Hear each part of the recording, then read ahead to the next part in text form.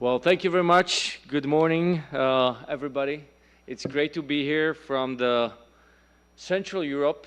Slovakia, I don't know whether you know Slovakia. Please raise your hand if you know where is Slovakia. Okay, that's very good. Thank you. Yeah, it's this beautiful 5.5 million country in the heart of Europe, as we say, in the very center. And I welcome you to come and visit us. One important fact about Slovakia, besides we have beautiful mountains, we have beautiful lakes, beautiful valleys, a lot of nature, a lot of forest, but we are the greatest car producer per capita.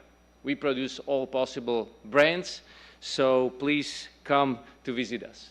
The reason why I'm saying that I'm coming from Slovakia, and as I was introduced, thank you very much for the great introduction. I was a Prime Minister between 2021 and 2023. When we got in the government in 2020, the COVID just started.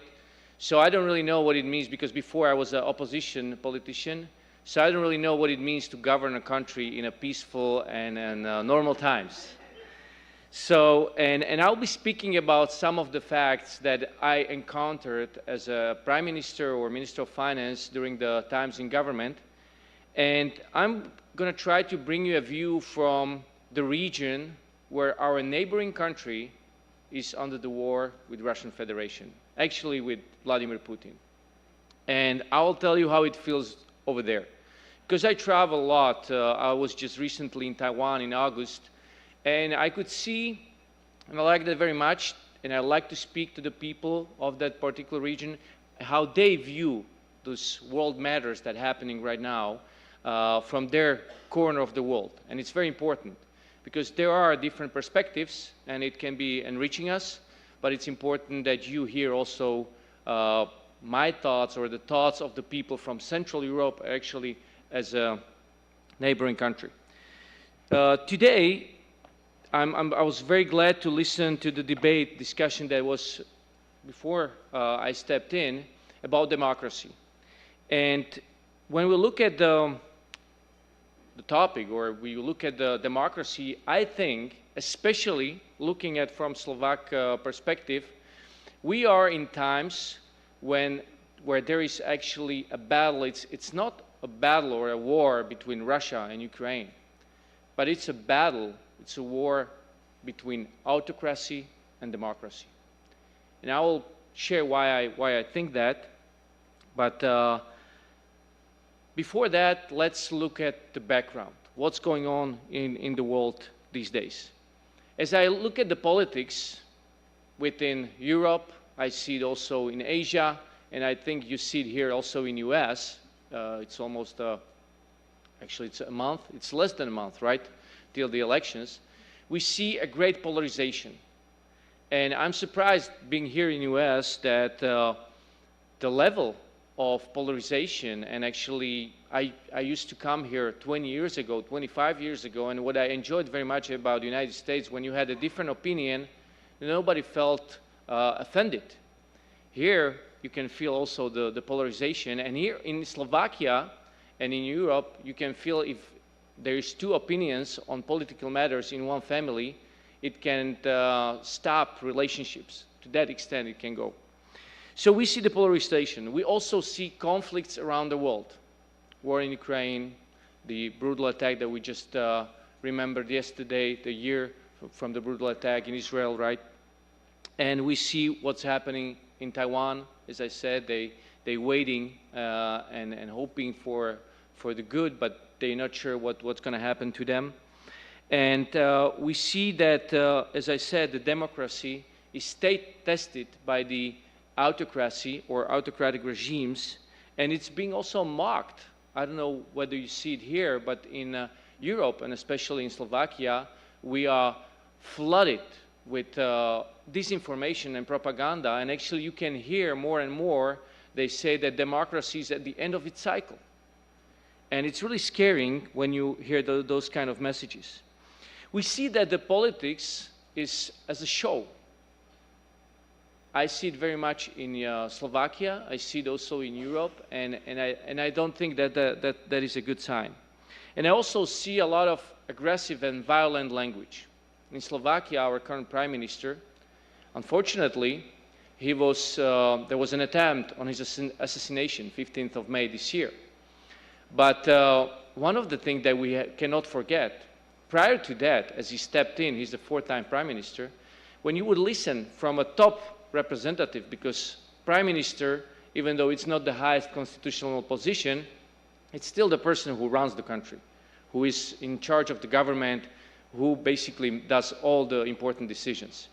And if you hear that kind of person speaking about as he will choke somebody in another office because he's not pleased with his decision, or when he thinks, when he says that the opposition leader should be really beaten like with axes, etc. I mean, those kind of words are not really good when they are spoken out by high representatives.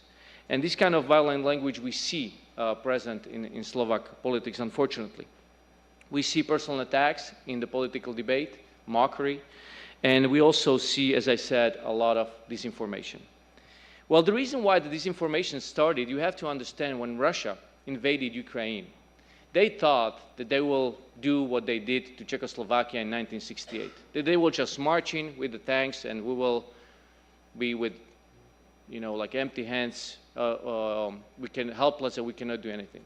Well, the Ukrainians said, no, we want to protect our countries, and they went to fight for their freedom and for the democracy and for their future. And that's how the invasion all started. And it was surprising. I was at the European Council at the 24th of February 2022, because we flew all the prime ministers from the countries. In the morning, the war started. In the afternoon, we already were in Brussels. We flew in, and we had a summit, and we were having President Zelensky on the screen in the evening, and he was asking us for help. But European Union, 27 countries, it's very difficult to make quick decision, so we couldn't help him that evening. And I saw him as he was closing the lid of his notebook, leaving that meeting because he was Zoom, and he said, well, gentlemen, I'm sorry, ladies and gentlemen, I'm sorry, I have to go. We're under the war, we are being bombed, and if you cannot help me, then I have to go, and if I don't see you anymore, then just all the best, and I will see. So it left, and it was really very, very bad atmosphere in the room. You could feel how the pin dropped on the floor. And we didn't know whether he's going to survive the next morning. But he did. And the reason I'm saying that, because then the whole Western countries got in, and we all said, we're going to help Ukraine. We have to help Ukraine. They are one of us. They are a country who is fighting for their freedom. And as I said, it's not only about the territory, it's about the values. So we got in and we stepped in. But that's when Vladimir Putin realized, okay, I cannot beat Ukraine because they have strong support of the West. With the military force. So what I have to do, I have to start undermine their societies. And that's where we started to see a great influx and flood of disinformation attacking our own societies, our governments, our values. I, as a Prime Minister, expelled over 30 diplomats, Russian diplomats operating in Slovakia, because we actually saw what they do. They were bribing reporters in our media to write the way they want it. And I wouldn't say how the Russian embassy on Facebook, which is the biggest platform, most of the people are on the Facebook, was really flooding the Slovak realm, the Slovak social platforms with disinformation. So this is the background that we are here. The one more thing that I want to add before we go to the solutions and what needs to be done in order to really lead in democracy and overcome these challenges we face is that we have to realize we are in digital era. I was born in the analog world. When I was born and I grew up, we were operating in analog. I have to actually learn, I'm almost 50, I have to learn how to operate in digital era. And when you're in this transition generation, it feels like, well, you don't want to really embrace the new thing. You want to kind of resist it and keep and hold on the old ones. But that's not possible. I mean, we have to realize we are in the digital era, and we are not going to go back just like the Industrial Revolution when it came. We never went back. So we have to learn to embrace it, and we have to learn to accommodate. Because our opponent, our enemy, I would say, is operating in the digital era very greatly. And I speak of the disinformation. The state of art of messages that are being sent on all kinds of social platforms, they are really thought through. And I know what I speak about because my government fall also partially, and the reason why we have now a government that is very pro-Russian is because the Russian propaganda helped them to create a wave on which the current government, back then the opposition, was sliding on and actually was able to win the elections. So I see the power of the opponent, of the enemy, how they can really change and manipulate the public opinion because we are not resilient enough to the digital era. We see very often how especially elderly people, when they get a smartphone or an iPad, within 6 months the latest, they are totally manipulated by the disinformation that they receive on the social platforms. And I heard that from many, many stories I heard like this in Slovakia. So we haven't learned how to be resilient and how to actually how to be able to discern what is truth and what is not. Because there is so much information out there, and we haven't learned that as a societies, I think, of the modern world, or in general. So the digital era is something that is here, and we have to accommodate as quick as possible and learn how to resist.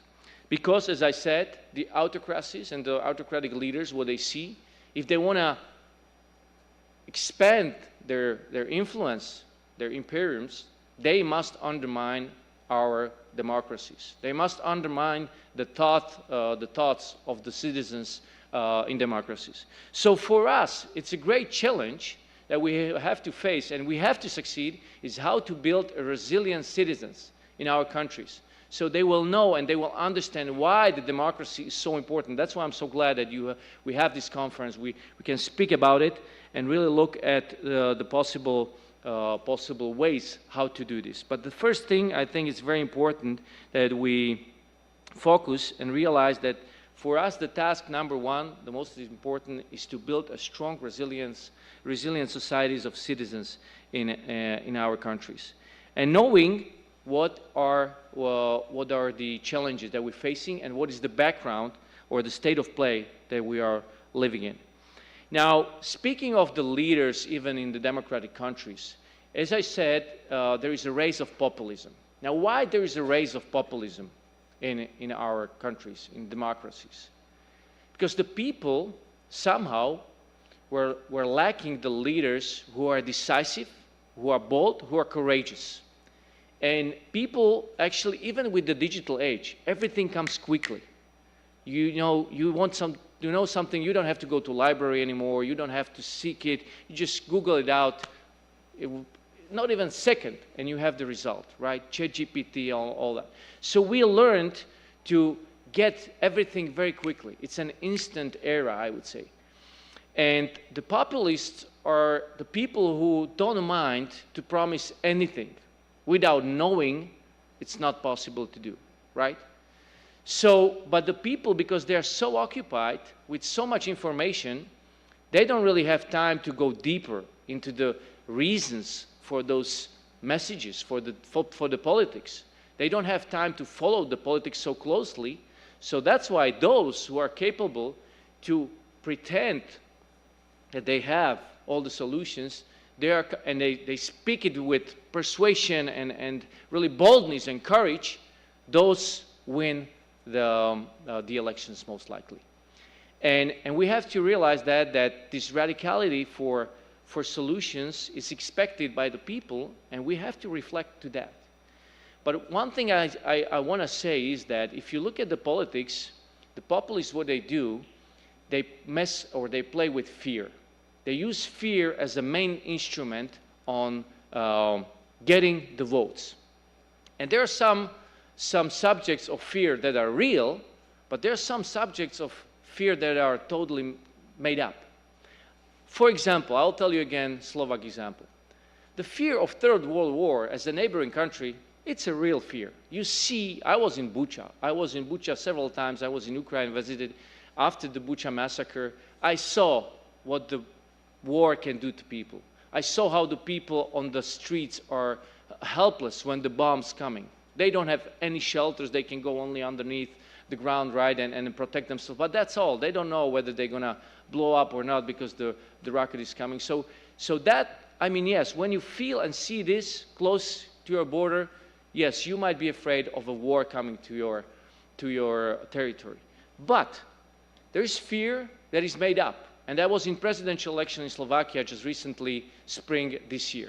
We had two candidates, and one of them accused the other one that if you are the president, you will send our boys to fight at Ukraine, which was totally made up.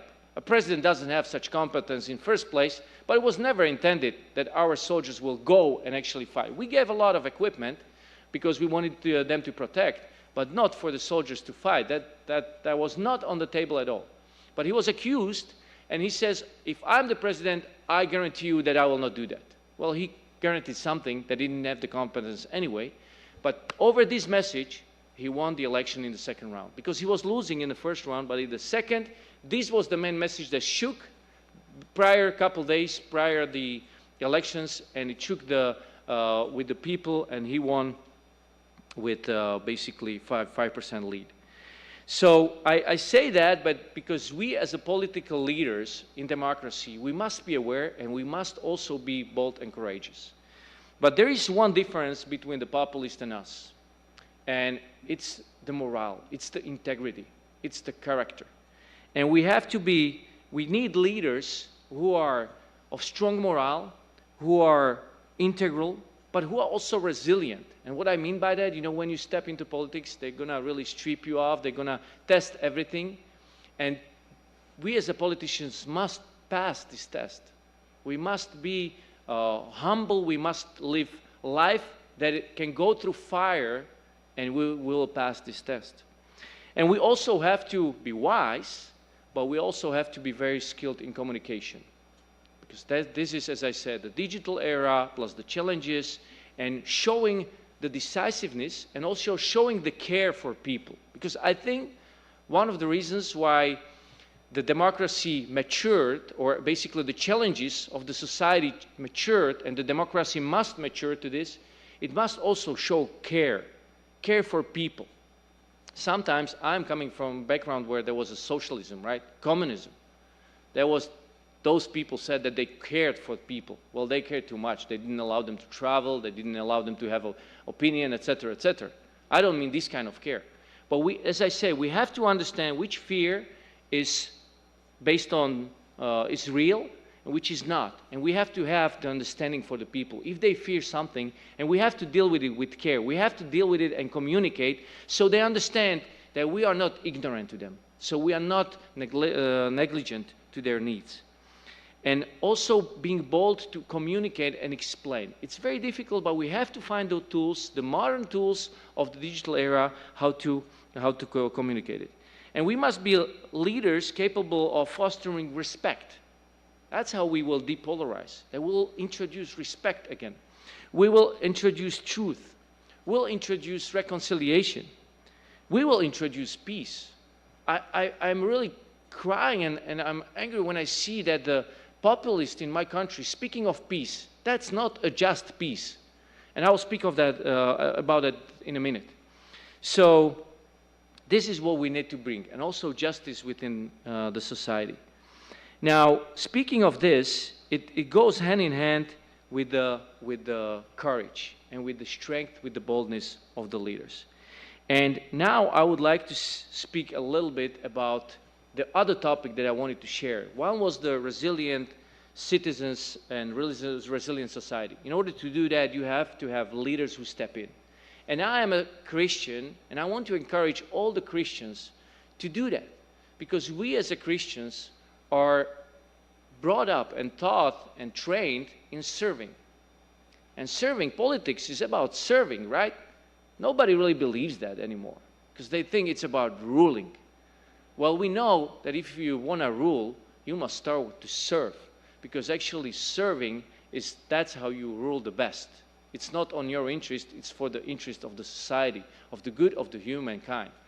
And that's why I want to encourage, and I feel even with my experience, it's so important to really for people of morale, of integrity, of values to step in and fight for it.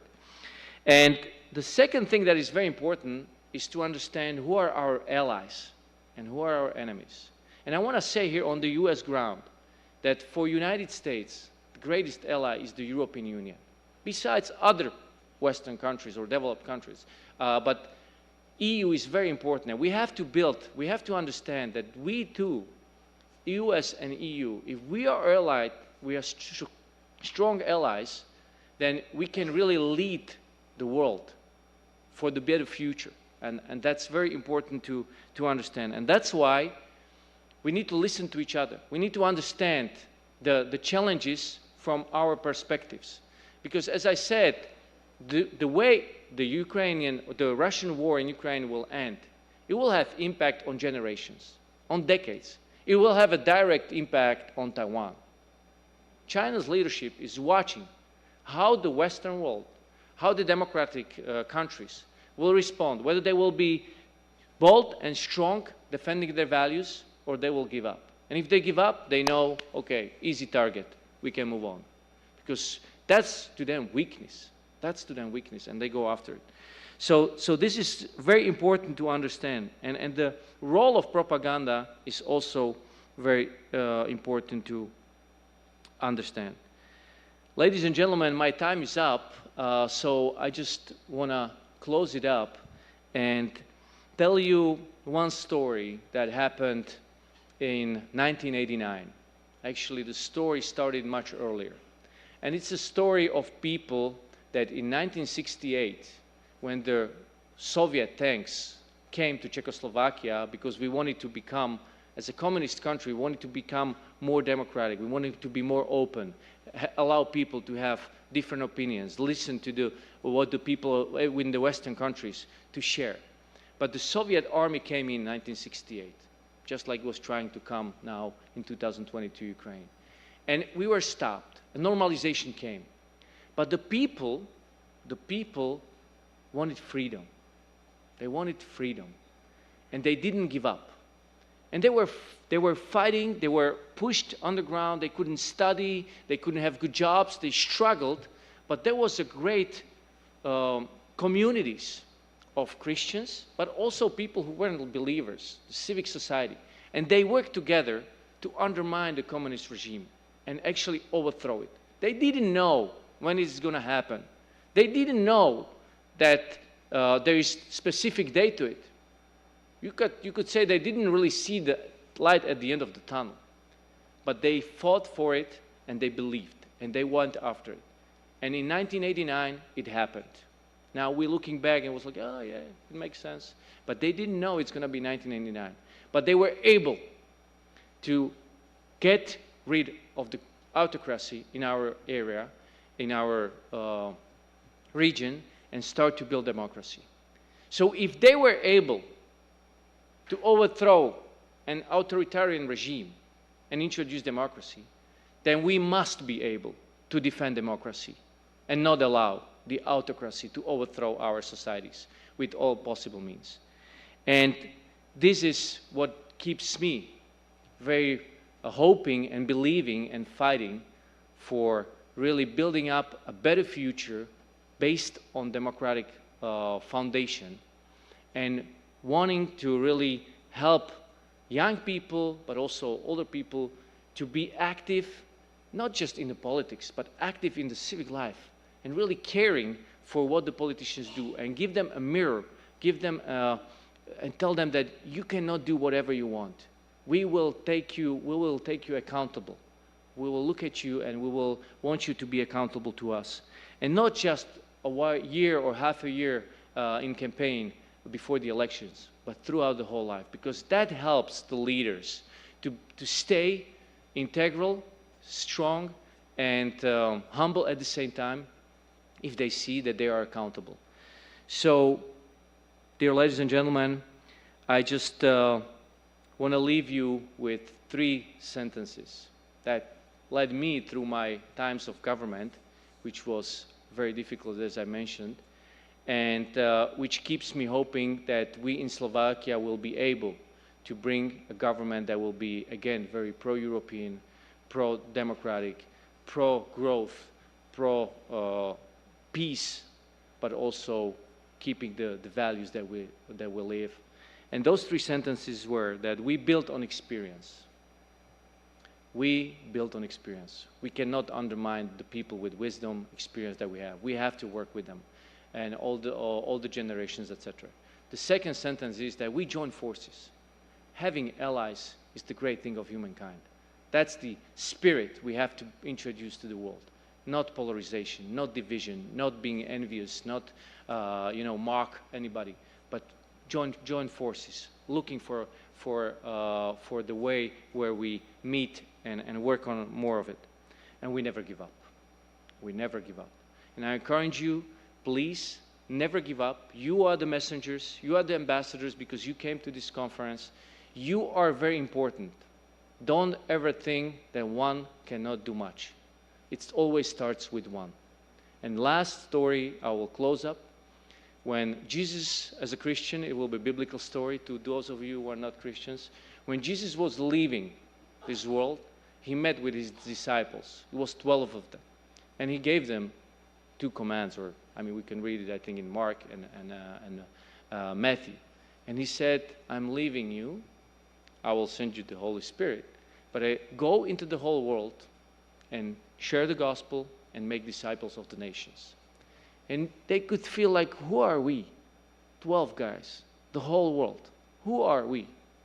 But look, 2,000 years later, it's a church over 1 billion people. If they could do it, only 12, we can do anything.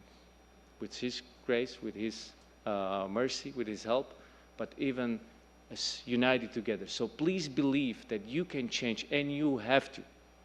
I ask you, please go and be the change makers for the positive and better future. Thank you very much.